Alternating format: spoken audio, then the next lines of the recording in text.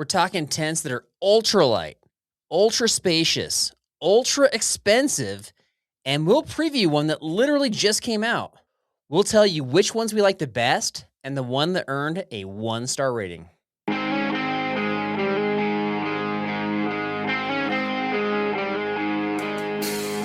Welcome to the Backpacking Blisters podcast. We are tips and tales with a sense of humor. This episode is brought to you by Enlightened Equipment. They don't make tents, but they make the best ultralight gear that goes in your pack. Check them out at enlightenedequipment.com. With me today is a thru hiker, a gear tester, a YouTuber, a backpacking expert, Michael from Open Air Problems. How's it going today, my friend? I'm good, man. How are you? Good, man. Excited you're on the show.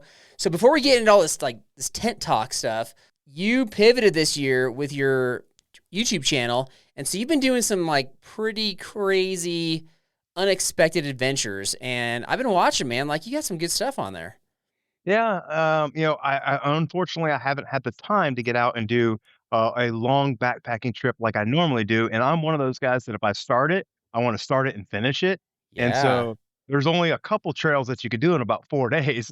So I've been doing some other creative, I would say, outdoor adventures, just to keep my fill of my life living outside. And but unfortunately, I haven't had the time to get away. But I do have some stuff coming up.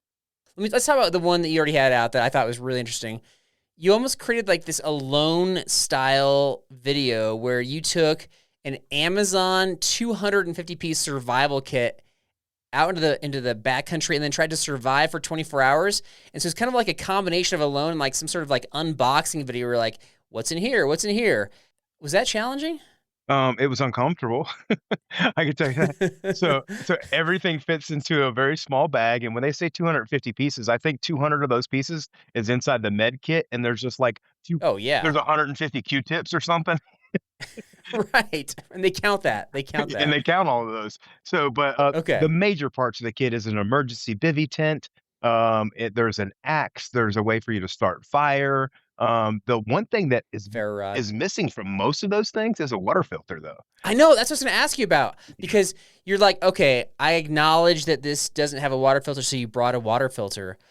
But I was thinking more in the alone theme of things. And I was so did you ever consider making your own water filter for that? I mean, I was definitely near a water source, and I could boil because I was able to make fire. I could boil my water, but there was also no water container. So, no water filter, no water container. So I was I'm just going to bring a water filter. Yeah, that's crazy. You'd think they have some sort of collapsible container that would fit in that thing, and they didn't have that. Yeah. So definitely nothing I would be able to boil with. I thought it was an interesting video. So well done on that. I liked how you set up your shelter and showed the size of it, and you brought your dog in there. So yeah, I thought that was pretty cool. The main topic for today is tents, and we'll talk about this here in a little bit, but you actually bought the latest Durston tent, the X-Dome Pro. So we're going to get to that. It's not officially on your list, but we are going to talk about that one because that's a hot topic in the world of tents these days, right? Absolutely. It's probably the most anticipated tent release ever is, this freestanding that's probably true. Dyneema tent by Dan, so that's sold out in minutes. And then and Dan came on our show a couple months ago, and he's talking about kind of the behind the scenes issues of essentially over ordering product because he doesn't want to get stuck with all this inventory. And I was like, Dan, whatever you think you need, just stinking double it, man. It's gonna sell out, I promise you. I don't know. I don't think he's come to that conclusion yet. He's still pretty humble, but that one sold out in minutes. So anyway, absolutely. We'll get to that. All right, Bible verse of the episode, Genesis 28:11, and he, referring to Jacob, came to a certain place and stayed there that night because the sun had set. Taking one of the stones of the place, he put it under his head and lay down in that place to sleep. So the stone was his pillow. That's an ultralight tip right there, by the way. You don't have to carry your pillow, just find a stone. What's the best backpacking pillow you've ever used, Michael? Best backpacking pillow I've ever used. I've used a lot of different things, from anything from stuffing all my clothes into a stuff sack. Oh, that's the worst. That's the worst. It is. But man, you put me on the spot with the pillow. I can't remember. It's the big square one. It's the Trickology? No, it's Justin's favorite pillow too. The big thick one. It's 4 inches thick. Okay. There's an X-Ped pillow that's thick. The X-Ped Mega Pillow. That's it. X-Ped Mega Pillow. It is the width of a 25-inch pad. It is 4 inches high. And if you blow it all the way up and then let like 3 seconds of air out, it's a beautiful night's sleep. It's got a felt top. For me, I have very broad shoulders, so it fills that gap between my neck and the pad. For smaller people, it might be too high, but for me, it's perfect. I've used that one. I like that one too. That's a good one. That's a good answer for that one. All right. So as far as tents go, we each pick 3 tents. And so we're going to go through like what the tent is, who it's intended for, what we like about it, any critiques we have, and then we're going to rate it on a 5-star scale. So that's how I broke it down. Is that what you got? Yep, absolutely. All right, you want to go first, second? I think I went first last time. I'll let you go. So these are tents that people are currently considering buying, currently using. And so my first one is one that came out this year, which is the Big Agens Sarvis VST 2-person tent. Have you tried this one out, Michael? I have not, no. All right, so I think this is for a lightweight backpacker who shares a tent and maybe shares gear, like carrying their gear, and for somebody who's not a teacher, because I don't think this is a good tent for a teacher salary. And so I use this tent most recently on a trip to Sequoia, and it's like very easy setup. It's like a weird hybrid single/double wall design, but the way that it's designed where you stick the poles through this, like, I don't know, this flap up top provides, like, it naturally provides for ventilation. And so I didn't get any condensation issues, which is a common problem with single wall tents. It's a true 2-person tent, and it's around 2.5 pounds. So I really like the weight and the space for what you got there. And then one of the nights I was there I was camping above tree line, and we had probably the worst winds I've ever had backpacking before. And it held up. Like, it held up well, and I didn't even like guide out that well, and it still held up. So super impressed with the strength of the tent. So that's what I liked about it. Critiques: the materials are a bit fragile. I think that as tents are starting to like shed weight, durability becomes an issue. So there's actually like a wear mark on the inside part of my vestibule. I noticed that during the first trip. That could be user error. Okay. The tent stakes they give you, I would describe them as completely unusable. The little lip they have where you can kind of like put the loop around does not stay. It just does not stay. So I would use different tent stakes for that. They're ultralight, but they just don't work. In fact, I think none of the tent stakes stayed looped on after that windy night. And then the other critique I have is it's $775. So if you're a non-teacher, you could probably give a rip because you're like, that's fine. It's like an amazing tent. Big Agens is really good quality, but for me, it's a lot of money to spend on a tent. So as a result, I'm going to give this a 4 out of 5. 4 out of 5. Is this a tent you would use, Michael, based on my description? No. And the reason why is because I've been, and unfortunately I've spent a lot of money on tents, but my experience when it comes to any tent that holds moisture on the backpacking trips that I go on causes extra work because I have to dry the things out constantly. But this one doesn't. This one actually, it ventilated. It had no moisture. No moisture. 0. So yeah. Okay. Did it rain? Did it rain on you? Yeah, not like a heavy rain though. It was like a spitting kind of rain. Yeah, because that's the biggest problem I've had with any type of tent that's like a poly style tent is like the rain flies wet. Now I have to unpack pack that separately from the inner of the tent, and it just becomes it becomes a lot of extra work when I'm trying to do miles and get miles in for the day. All right, that was my first one. What's your first one? Well, my first one is no longer sold, but they have redesigned it and renamed it, and that is the Zpacks Offset Duo, which is now known as the Pivot Duo. And it is a 21-ounce Dyneema single wall tent. It is $849. So it's even more expensive than. So it is very. I'm complaining about $775, and you're just $75 more.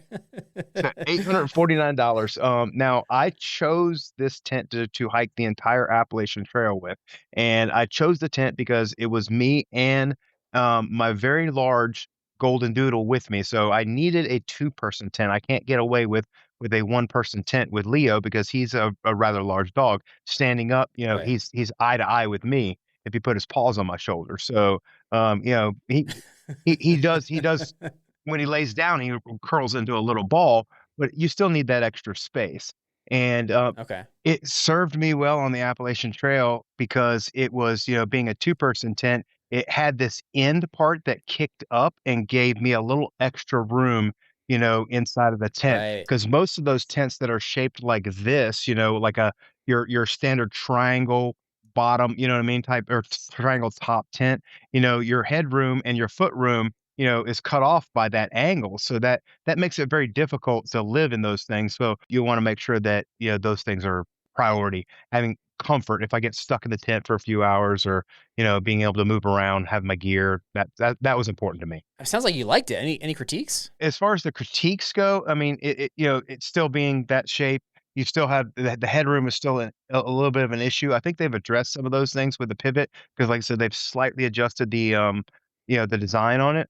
It lasted 2,200 miles. I mean, I got basically a lifetime's use out of it in 5 months. And not only did it last that long, but it lasted long with the dog Mhm. inside. So, and I mean, yeah, I don't know. Like I always assume like my dog is going to add wear and tear to the tent, like rough paws or whatever. So, all right, what do you rate it out of 5? I would give the Offset Duo, I would give it a 4. Now, okay, it lasted 2,200 miles. It's lightweight, and it's not a 5 out of No, 5. What's the issue? there's no, Cost? I mean, the cost is very high. And there are features that are in other tents that are missing in that style of a tent. So when you go with a trekking pole tent, right, you're sacrificing some features that other tents have. Your For sure. freestanding features. When I had to go set it up on a platform, I had to make all type of adjustments to get it to work on a platform. So That's there true. there there Okay. are things that could be better. So it's going to be very difficult for me to give a 5 to almost anything. You might be stingier than me with your grading, but we'll find I out think so. here. So, uh, next one I got is the Hornet, the Nemo Hornet Elite Osmo 2. I mentioned in last week's episode they're actually going to be updating this for next year, so it's going to be a little bit lighter and the pole system is going to be a little bit more skeletonized. But I've been using this for years, and I think this is good for an ultralight backpacker. It weighs in about 1.75 pounds with the current setup that I've got and the number of stakes that I bring. Very easy to set up. It packs well, like packs down pretty tight inside my backpack. Which is where I store it. It's held up over the years in various conditions, so I don't have any wear marks or anything. There's no fraying at the seams. The Rainfly is still waterproof, and like I said, I've been using it for years, so durability has been awesome. Critiques that I have are, like with a lot of tents, it's listed as a 2-person tent. It's more like a 1.5, and then the 1.5 is more like a 1. Like they're just not true 2-person tents, especially with wide pads. The biggest issue this tent is known for is being tough to set up in the wind, and I've only brought it in one spot where I was like out of the trees in extreme winds, and I physically could not set it up. Like it just wouldn't hold up. And so I used it more, like it wasn't raining that night, so I used it more as like a bivy sack, and that was fine. But if you're gonna be above tree line consistently, especially camping there, I don't know that I would trust this tent for that. Like at the time that I bought it, like it wasn't. I think I bought it and it was listed at 400, and I used like an REI coupon, and then I used my dividend, so I bought it for like under $300.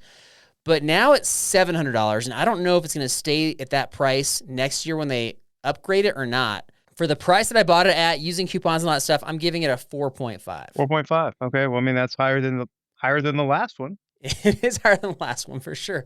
It's lighter weight, and yeah, I mean, they do different things. So yeah, depends on what you're looking for. But okay, next one, what you got? All right. So the next one that I've got is the one that I took on the Colorado Trail. Now, my Colorado Trail through hike was a little bit different because I wanted comfort. I wanted enjoyment. I wanted to just enjoy the experience. I wasn't trying to push big miles, even though they happened, but that wasn't the point of the trip. I really wanted Right. to just enjoy the experience. So I went with the Durston X-Dome 2. Right. So again, having Leo with me always requires me to have a 2-person tent. And most 2-person tents, aren't really even big enough for 2 people. But let me tell you something. Right. The Durston X-Dome 2 is a absolute house. It is a palace in the backcountry. It is a palace in the Palace. backcountry because the way he has designed that thing is all 4 of your walls, nothing is in your face. You can sit almost anywhere in it, all the way up. Even having Leo in there, I was able to have all of my gear in there. I trusted it in some of the most harshest weathers I've been in, because I experienced hail and extreme wind being in the Rockies and things like that, and never got anything wet, never had to worry about anything. Plus, the features of being able to set it up fly first, because you can set up the outer and then jump underneath, which I had to do a couple different times. When the hail started and that hail starts hitting you, you know what I Oh mean? yeah. You Oh don't yeah. want to break out the inner of the tent, so I would just set the shell up and climb up underneath, and then I could set my inner up while I was underneath the fly. So that Right. feature alone really helped me while I was out there. And so if you are looking that, I Okay. would say that tent is let's get to the price. You're talking about 500, no, wait, no, $459 for that tent. Which compared to the other tents we've been talking about, that's a steal, right? That is, to me, I think the best value two-person tent on the market, because you can fit fully two 25-inch wide pads in that tent Yeah. and be comfortable with two people. And you Right. still have 9 square foot of vestibule space on both sides. It opens on both sides. You could also pitch it without the fly, or you could roll back the fly. There's so many options and so many things that tent does well, and there's even storage pockets and everything on the inside of it. I mean, there aren't very many things that tent doesn't do. I was super impressed with it. I love that tent. I Okay. still have that tent. I'm gonna continue to utilize that tent. I've put that tent on a floating platform in the middle of the lake, so it is my go-to tent if I'm not really worried about weight, because the Durston X-Dome 2 Okay. does come in at 44 ounces the way Okay. that I carry it. Surely, if there's ever a tent that you would give 5 out of 5 to, it has to be this one, right? No. Of course not. You're like 2 out of 5. I love this tent. 2 out of 5. No. Weight is the issue. So if I'm pushing for big miles and Okay. and and those type of things, or if I need to cut weight somewhere, I don't want to carry a 44-ounce tent.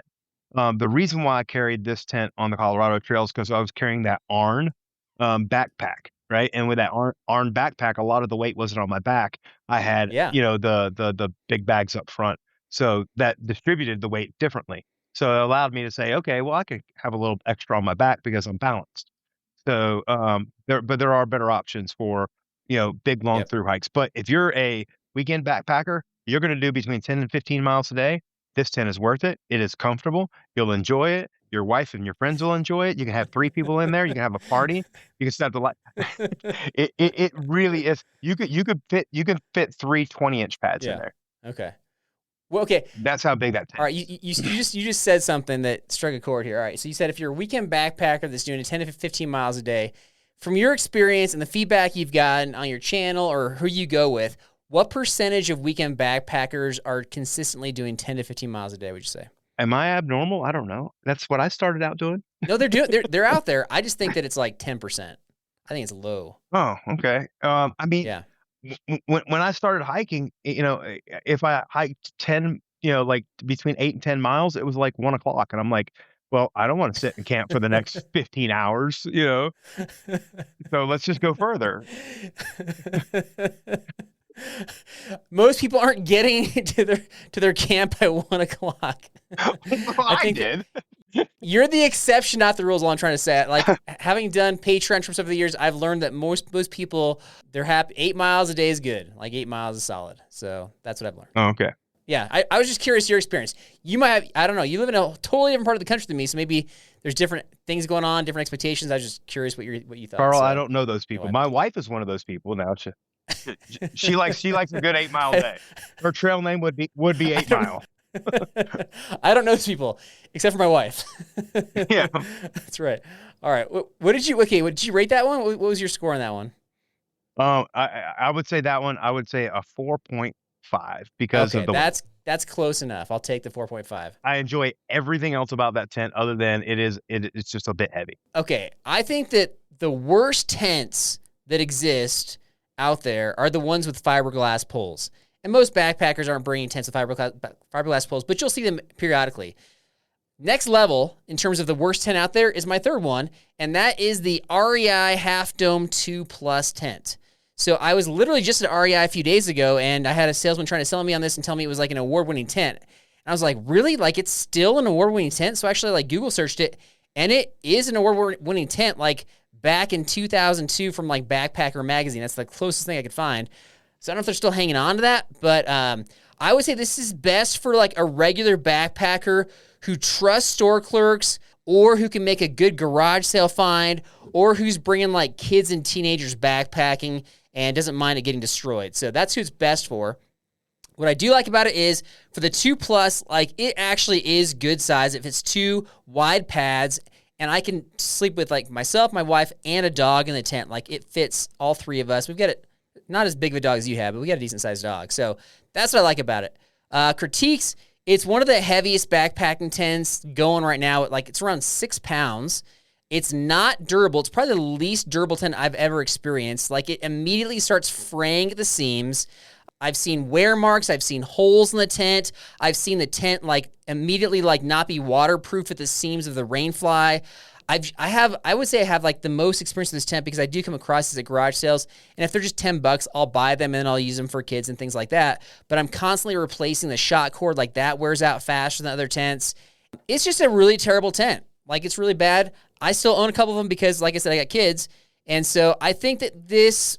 Yeah, I'm trying to think. This would be, if this were an entry-level tent and an entry-level price, it used to sell for $180, I think it would be fine. But when they doubled the price and now it's selling for $369, I just think that it's a really hard sell if you're going to buy it at full price. So I'm going to rate this a 1 out of 5, unless if you can buy this cheaper like at a garage sale, then I give it a 3 out of 5.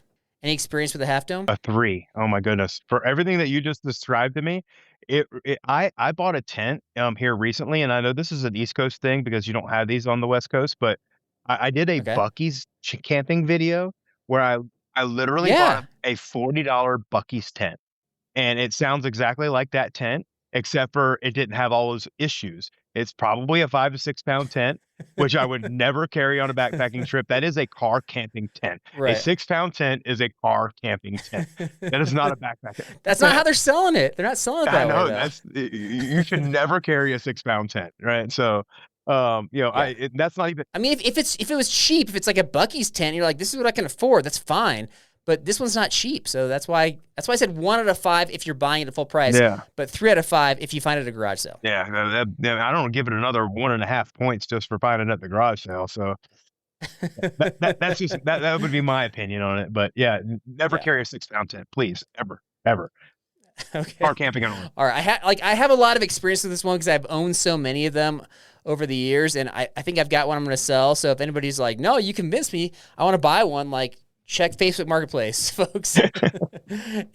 Anyway, all right. That was my last one. What's your last one? All right, my last one, we're gonna go ultralight. Okay, so we're gonna go. Okay. What I've dove headfirst into which is super ultralight, and that's gonna be the Zpacks Duplex Light. Right, this tent is the duplex stripped down, no zippers, no the minimal toggles, everything completely. There's no pockets or any frills about this tent other than its Dyneema. It being a 2-person tent really is, I would say, a 1.5-person tent, like most 2 people, person tents are, but it's just enough room for me and Leo. It does have the vestibules that, but it doesn't have zippers. So you toggle where your tent state goes in. You toggle the doors to that. So it's very minimalized, but it is under 1 pound. It is 15.2 ounces. That's amazing. With all Zpacks stuff, they do not sell you the stakes with the tent. So that is just the tent by itself, but it is under 1 pound. It packs down about that big. So, it's never a problem to fit in any backpack or any place on your backpack. It's a very small packable tent. But for me and Leo, it 100% has worked. And that tent comes in at $699. So it's still, because it's Dyneema, Okay. and anything Dyneema is going to have for sure. a 6 or above, in front of it. It's just, that's the way the Dyneema tents are. But yeah, that's the third tent on my list, and that's currently the tent I have been using here recently. All right. So what do you give this Zpacks out of 5 stars? The Zpacks Duplex Light, I would give it a 4.74. The ultra, we have to talk about what it's for, though. This is not for your everyday camper. This is not for your your average Correct. weekend backpacker. This is a 4.7 for a through hiker, right? So it's for the Okay. single through hiker that wants a little extra room, right? Or it's for the through hiker that is, carrying a dog with them. So, very specific Right. to who it's for. So because there are smaller tents that you can get. You can get the one person versions of some of the Zpacks tents that are even smaller. But if you like that little bit of extra room, then this is the tent for you, Right. and still staying super ultralight. In all the years we've been doing this show, nothing has ever been rated 4.74. So congratulations, a unique rating right there. And I want to know which of these tents you're going to be bringing on your next trip, and I'll share the one that I'm going to bring on my next big trip as well. We'll get to that in a moment. But first, you mentioned that you just bought, and it hasn't even arrived yet, you bought the X-Dome Pro. You rated everything 4 and above for these tents you've been using. So why drop the cash on the X-Dome Pro? What's your thought process? Well, my experience with the X-Dome 2 was so wonderful that when I saw that Dan made the Dyneema version of that tent, and it's a 1 plus, so it shaves a little bit of that palace that I need, but plenty of room still for me and for Leo. And the fact that now it's, the weight has come all the way down to under 2 pounds. I think that tent comes in at Right. 27.5 ounces. And that's with pole Okay. stakes. That's with the entire setup. So an under 2 pound Right. freestanding Dyneema tent, Dyneema floor with storage. So it's going to have all the features and everything that I love about the X-Dome 2. But then it's also going to have the lightweight features of what I love about Zpacks type tents. It might be the highest rated tent. It could be the 5.0. It could be the gold star of all tents. Even removed aluminum inserts from the carbon fiber poles, and it's all carbon fiber. So the carbon where the aluminum Oh inserts my are goodness. now is Okay. a carbon fiber insert. So I mean, Right. Right. I, until I get my hands on it and put some time, in it, I won't have it. But I know what it's like because I've been in the X-Dome too. So I'm really looking forward to that tent. And all that for just $850, right? Plus $849 tax. plus tax. Okay. Folks, if you're interested in getting one of those tents, like, too bad it's not happening. They sold out in seconds. So he could have put that at like $1,000 and it would have sold out in seconds. So I appreciate that he did not do that, first of all. Dude, his stuff is so stinking popular. So that can be your answer for which tent you're bringing on your next trip. So we call that the Summit Answer. This episode is brought to you by Summit Something. Let's be honest, those cardboard Summit signs have had a good run, but your accomplishment deserves something better. Mark your moment with a Summit flag. Summit Something makes ultralight packable Summit flags that help you celebrate the moment you finally reach the top. They're custom designed specifically for each summit to become a keepsake you'll want to display at home. I brought them to the Half Dome Summit last month, and they were a hit. And now Summit Something has been adding new adventures to the collection: the Manitou Incline, Guadalupe Peak, the Pacific Crest and Appalachian Trails, and dozens of other iconic destinations. Check them out at summitsomething.com. If you're looking for a sign, this is it. You are about to do a trail in Vermont. What is the Oh, Long Trail? Is that what it's called? it is the long trail, yes. Okay. And I don't have one this year, but on my list is, and hopefully soon, is the Tahoe Rim Trail. So I want to know, I'm gonna share which of the tents I have on my list that I would bring. I want to know which tent you would bring on the Vermont Long Trail. So what do you got? I'm either going to be bringing the X-Dome 1 Plus Pro, or I'm going to be bringing the Zpacks Duplex Lite. I need to see how Okay. well the X-Dome Pro packs and fits with my ultralight kit, and if I can stay under 10 pounds with it or not. So I'm thinking that I can, but Gotcha. it's going to be kind of like a wait and see. So it's going to be one of the two. Okay. So it just depends on kind of how it shakes out and if it proves itself out to you. I'm going to bring the Nemo Hornet Elite. So assuming that I'm camping in spots that are in the woods, like, I think that's going to be fine, and I like it, easy to set up, and it's worked for me for years. So I'm sticking with that one. So those are some answers. Those are the ones that we recommend.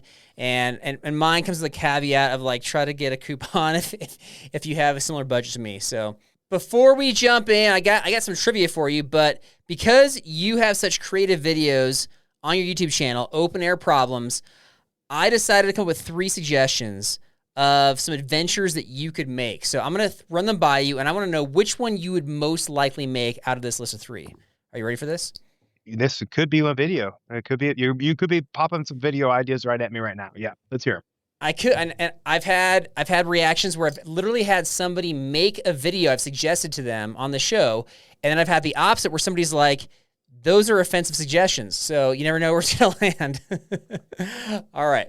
First one.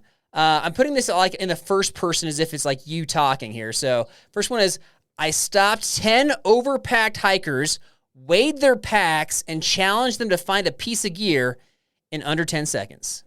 So the idea behind that one is that like you're proving to the overpacked hikers that are so overpacked that if you're like, hey, where is like your headlamp, that it would take them a while to find it because they just don't know where junk is, basically.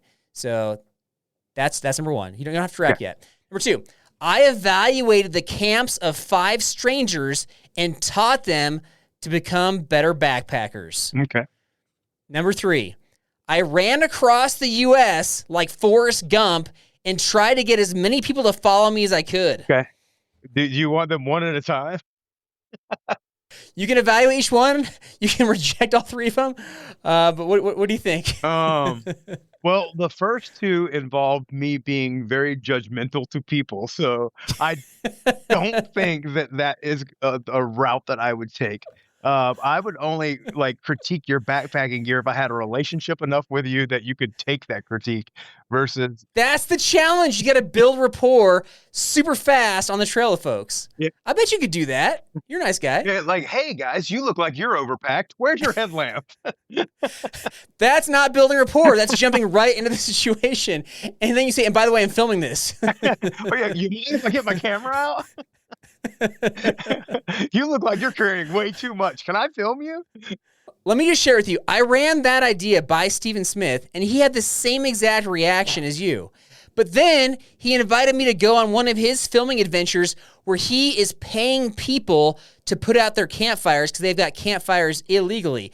Like, that is way more judgmental and way more aggressive than this idea, don't you think? And he was definitely way uncomfortable doing it, was he not? He didn't build the rapport. Okay. I don't know if you guys saw that video, but basically there's like a fire ban in Colorado. So he went around trying to pay people to put out their campfires. I think he would offer like up to $300, and somebody still like wouldn't put it out. Yeah, they denied it. Yeah. So interesting video. But I told him, like, behind the scenes, I'm like, you got to build the rapport. Let me go up to the folks first, get on their good side, then be like, oh, by the way, there's like a famous YouTuber and he wants to film an encounter. Are you okay if he comes into your camp and like has a brief chat with you? He wants to give you money. Like, I would have tried to like been his kind of hype man. By the time he agreed to that, like, we didn't find any more campfires. But it's the rapport. It's the rapport. Yeah, yeah. All right. You don't like that one.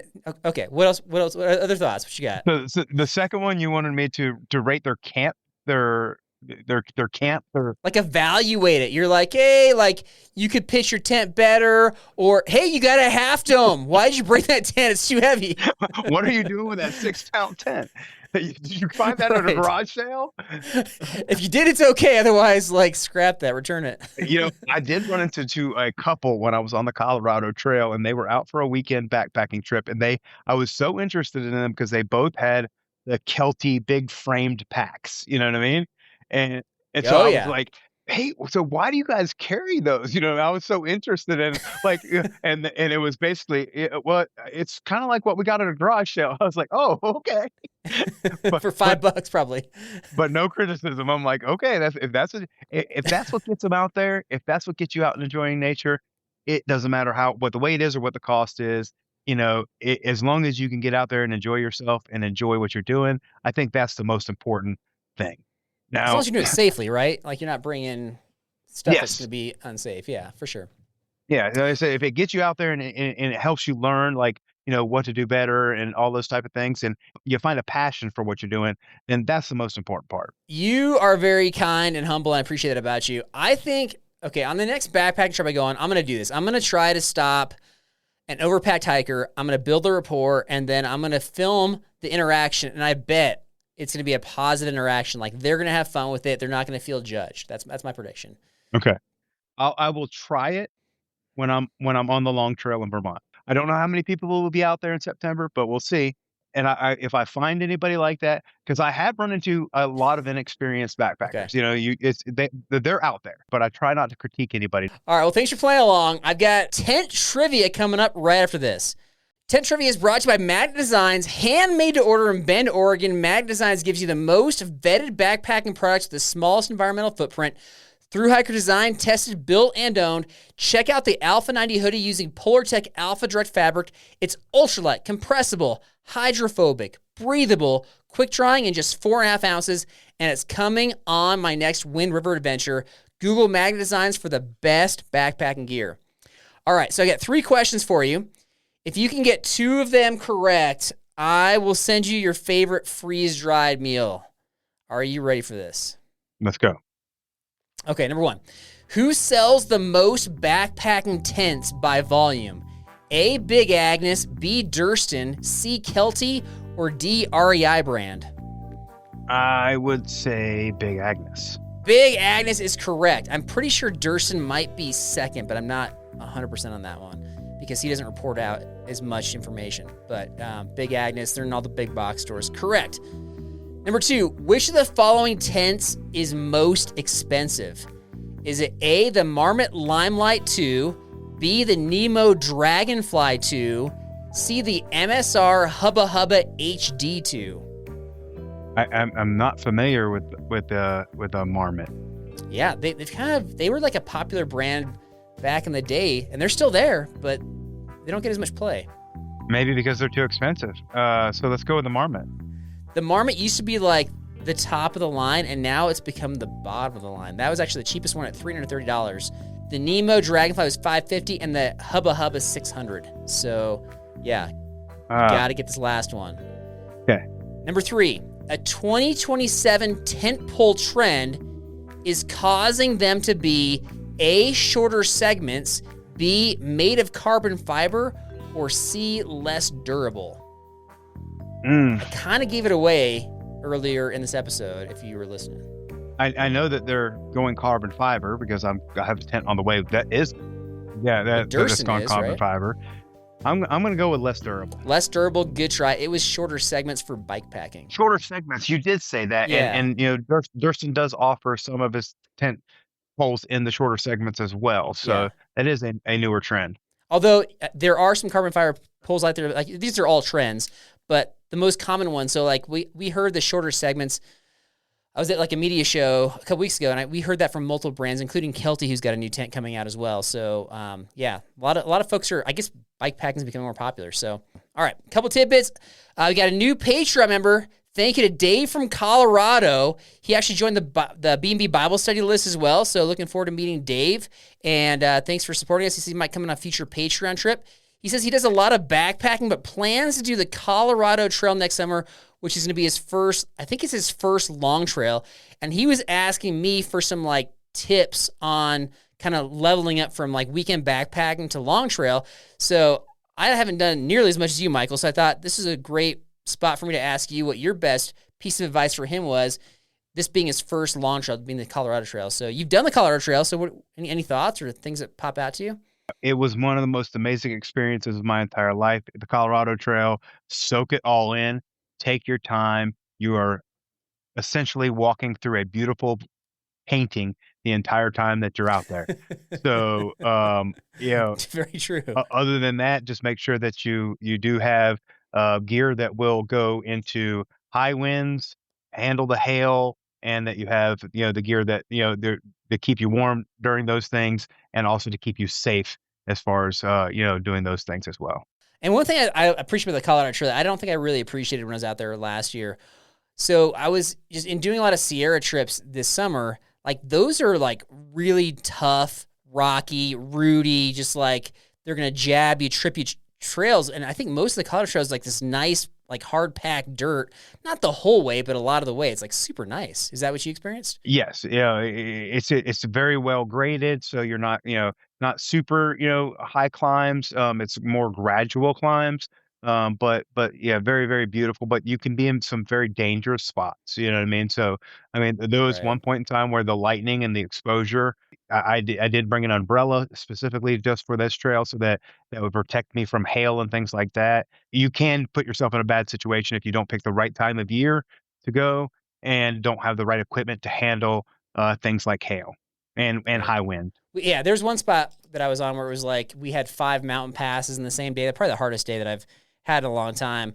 And we were above tree line, I think almost like, I would say 90% of the time. And so it was kind of like you're dodging storms as you go. And yeah, we had hail that day too. So, all right, there you go. All right, so you mentioned that you got some fun stuff coming up on your YouTube channel, Michael. So anything you can reveal at this time? Like I said, they're going to be starting the Vermont Long Trail here coming up at the end of the month. I'll be doing daily vlogs for that. I'm going to actually go back to my roots of vlogging on a daily basis. That Yeah. trail is 271 miles. It starts at the Massachusetts-Vermont border and goes all the way up to the Canadian-Vermont border. You do part of that trail as a part of the Appalachian Trail, so I've already done part of it, but I'm going to redo it as the Vermont Trail versus the part that is overlapping with the Appalachian Trail. And then, yeah, I mean, it's that'll probably wrap up my year, other than the annual end of the year's Foothills Trail thing that I do. That's right after Christmas, between Christmas and New Year's. There's a end of days hike that Ramdino organizes where we all go out and do the Foothills Trail, which is about a 4-day hike. So that's what I got planned for the end of my year. What about you? For plans, yeah. So we've got a Patreon trip to the Wind River Range here coming up, I think maybe this week by the time this is out. So that would be this week. And then I'm hoping something in October, but we'll see. I don't have anything. Yeah, it's always hard to plan, like, especially in Colorado. There's like October is usually nice, but it has the potential to be like horrifically bad. So it's hard to plan ahead, but hopefully something. So thanks for asking, man. Appreciate it. So, all right. If you're looking for expert advice from guys like Michael and questionable reviews from guys like me, please subscribe to this podcast. We'd appreciate it. And remember, folks, don't bring your campfire into your shelter. The heat is intense. Have a good weekend. God bless. I want to fly.